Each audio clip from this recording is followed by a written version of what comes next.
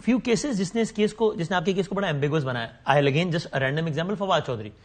وہ نظر آئے اس عشائیے میں پہلے عجیب منہ چھپاتے پھر اگلے دن پریس کانفرنس نظر آیا عجیب شرمندہ سے جیسے کوئی بہت ہی زبردستی کام کرا, اور پھر انہوں نے پارٹی سے پریکٹیکلی فار آل پارٹی بالکل لا تعلق ہو گئے, جس کی بنا پر ایک کیس بلڈ ہوا کہ یار اس کو زبردستی جو ہے نا ان 2 اجتماعات میں آنا پڑا تھا. Ali Zaidi being under example. So in cases نے, I have just quoted 2 example, اس کو مزید کریڈیبلٹی تھی اس الزام کو کہ یار زبردستی ہو رہا ہے کام سارا. دیکھیں فواد صاحب کو ہم نے بھی پہلے دن یہ کہا تھا کہ اگر آپ جب ڈنر ہوا تھا پریس کانفرنس سے پہلے جی کہ اگر آپ ولنگلی نہیں آ رہے تو برائے مہربانی کوئی آنے کی ضرورت نہیں ہے.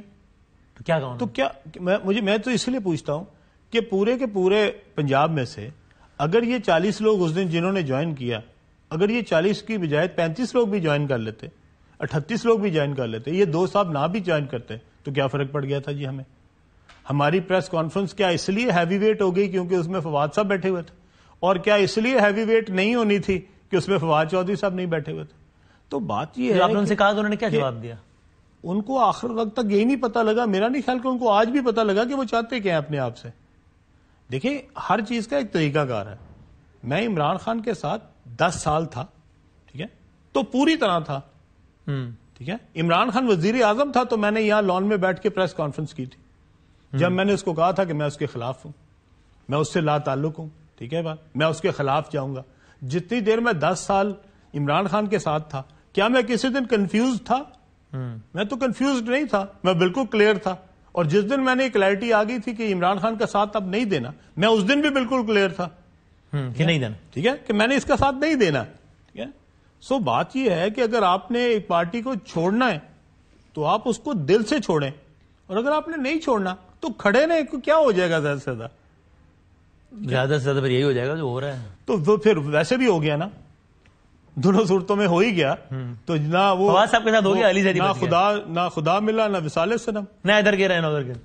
But this is one exceptional case, ورنہ many people got rid of jail. علی زیدی صاحب is out, he is a free man at least now. تو بہت سارے لوگوں نے, یعنی یہ ذرا سمجھا دیں اس کو معصومانہ سوال ہے آسان کر کے, کہ ایک بندہ ہے مسٹر اے بی سی, میں مسٹر ایکس کہنے لگا تو پھر میں کہا وہ ذرا ریزمبلنس ہو جائے گی ایگزامپل میں. مسٹر اے ہے کوئی کہ جس پر الزام ہے کہ اس نے 9 مئی کیا ہے جس کی وجہ سے وہ جیل میں ہے. ون فائن ڈے ہی comes out of the jail and says بھائی میں علیم خان صاحب کے ساتھ ہوں, اور پھر وہ آؤٹ. تو یا تو وہ 9 مئی میں تھا یا نہیں تھا, یہ بیچ میں استحکام کے راستے سے ہوتے ہوئے وہ 9 مئی سے 8 مئی میں کیسے چلا گیا؟ جی دیکھیں میں تو آپ کو بتاتا ہوں کہ اسی لیے میں نے بتایا کہ یہ 2-3 لوگ جو ہیں, یہ ہو سکتا ہے کہ انہوں نے استحکام پاکستان پارٹی کو صرف اسی لیے استعمال کیا ہو. علی زیدی صاحب تو اس دن کے بعد مجھے کبھی نظر نہیں آئے, ان کے ساتھ میرا کوئی رابطہ نہیں ہے, زیرو, بالکل زیرو. انہوں نے ہماری کوئی پارٹی کی کوئی پارٹیسپیشن, کوئی لینا دینا ان کا کچھ نہیں ہے. تو اگر انہوں نے کسی کو کہا کہ ہم استحکام پارٹی میں جا رہا ہوں اور مجھے چھوڑ دیا جائے تو پھر وہ جانے, اور جس کو کہا وہ جانے. ٹھیک ہے, آپ کے پاس تو نہیں ہے, ہمارے پاس کوئی تعلق نہیں ہے. وہ ہماری پریس کانفرنس میں ضرور بیٹھے تھے اینڈ دیٹس اباؤٹ اٹ. اس دن سے لے کے آج تک نہ انہوں نے کوئی فون کیا, نہ کوئی رابطہ کیا, نہ کوئی میسج کیا, نہ کوئی اچھا برا کہا, کچھ بھی نہیں کہا. آپ نے کبھی کسی دن اس کو کسی ہمارے پروگرام میں نہیں دیکھا ہوگا, نہیں دیکھا, ٹھیک ہے. تو اسی لیے فواد چودھری صاحب کا بھی یہ تھا, فواد صاحب کے ساتھ ہمارا بہت تعلق تھا, تو ہم نے تو ان کو یہی کہا کہ بھائی آپ کے ساتھ تو ہمارا اتنا تعلق ہے, آپ کو تو ہمیں ویسے بھی جوائن کرنا چاہیے تھا, کیونکہ جب پارٹی کے اندر سیاست ہوتی تھی تو ہم فواد چودھری کے ساتھ کھڑے ہوتے تھے. ان کے لیے, ان کی پارٹی میں آنے کے لیے ایک دفعہ عمران خان صاحب ان کو باقاعدہ نکال رہے تھے, ہم نے اس وقت سٹینڈ لیا, ٹھیک ہے, کہ ان کو پارٹی میں رکھا جائے. اور میں یہ سمجھتا تھا کہ یہ اپنے علاقے میں بہت امپورٹنٹ ہے, ان کی سیٹ بہت امپورٹنٹ ہے, اور پی ٹی آئی کو اس کا فائدہ ہوگا. تو میں تو فواد چودھری کے ساتھ کھڑا ہوتا تھا. تو میں نے تو ان سے یہی پوچھا کہ بھائی آپ کے ساتھ تو ہمارا ویسے بھی تعلق تھا, اگر آپ ہمیں ویسے ہی کہتے کہ جی ہماری کوئی سفارش کر کے ہمیں چھڑوا دو تو ہم وہ بھی کرنے کو تیار تھے. آپ کو تو ہماری پارٹی جوائن کرنے کی ضرورت ہی نہیں تھی. اگر if you are not doing it from your heart, اور اگر آپ کا صرف یہ ایز اے استعمال کرنا تھا آئی پی پی کو, تو پھر کیا کہہ سکتے. سو جنرلی اسپیکنگ, ٹھیک ہے, تو 2 ہم نے کسی سے بات کی. اب جو بہت سارے اور لوگ ہیں, فاروق حبیب, علی نواز, بہت سارے اور لوگ جنہوں نے جوائن کیا, کسی نے پریس کانفرنس کی, کسی نے ٹویٹ کر دی, وہ لوگ کیا کہتے تھے؟ مطلب why would anyone want to join just 3-4-6 مہینے پہلے الیکشن سے ا نیو پولیٹیکل پارٹی؟ کوئی ظاہر اس کا آپ کہیں گے ان کا اپنا فیصلہ ہے, ان سے پوچھو, وہ تو ٹھیک بات ہے. میں ویسے آپ کا اسیسمنٹ پوچھ رہا ہوں, کہ بلکہ آپ کا اسیسمنٹ بھی نہیں, آپ کا ایکسپیرینس پوچھ رہا ہوں کہ آپ سے کیا کہتے تھے کہ سر میں جوائن کرنا چاہتا ہوں. وائی فاروق حبیب کیوں؟ ہر پولیٹیکل پارٹی میں لوگوں کو یہ ہوتا ہے آپ کے بہت سارے جب آپ ایم پی اور ایم این اے بن جاتے ہیں نا تو پھر آپ کو اس کے بعد لگتا ہے کہ اب میرا ایم این اے اور ایم پی اے بننا ضروری ہے. لوگ پولیٹیکل پارٹیز کیوں چینج کرتے ہیں؟ یا تو پولیٹیکل پارٹی کے ساتھ ان کو کیا چیز چاہیے ہوتی ہے؟ ان کو پولیٹیکل پارٹی کی ایک بیس چاہیے ہوتی ہے جس کے اوپر وہ الیکٹ ہو سکے. ٹھیک ہے. جو صرف ڈائی ہارڈ نظریاتی کسی پارٹی کے ساتھ ہوتے ہیں وہ بہت کم ہوتے ہیں. ٹھیک ہے. وہ 2-4-5% ہوتے ہیں. اوکے.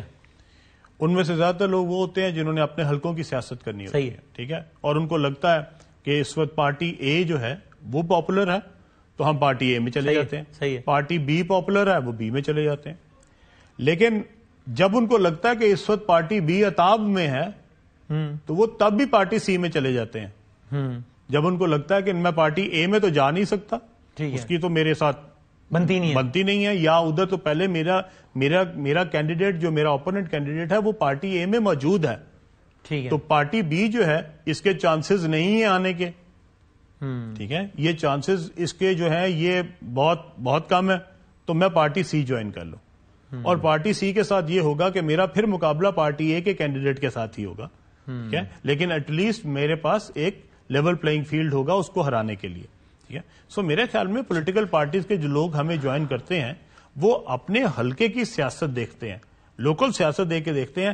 لوکل سیاست میں 2 یا 3 کینڈیڈیٹس ہر وقت موجود ہوتے ہیں. That was the case. Few of them are not even contesting elections. Again, فاروق حبیب نے عابد شیر علی کو اس زمانے میں ٹف ٹائم دی تھی جب نون لیگ کا توتی بولتا تھا, لیکن وہ استحکام میں تو آئے اور رہا بھی ہو گئے. پھر ابھی الیکشن بھی نہیں لڑ رہے, تو انتخابی سیاست کے لیے فیصلہ کیا تھا. وہ میرے خیال میں جو وہاں کی لوکل سیٹ ایڈجسٹمنٹ ہے ان کو اس کے اوپر تحفظات ہیں. وہ سمجھتے ہیں کہ ان کو اگر شاید ان کی سیٹ ایڈجسٹمنٹ جو ہے جنون کے ساتھ ہماری کچھ سیٹوں پہ ہوئی, اگر وہ اس کے اوپر ان کی شاید ہو جاتی تو شاید وہ الیکشن لڑ رہے ہوتے.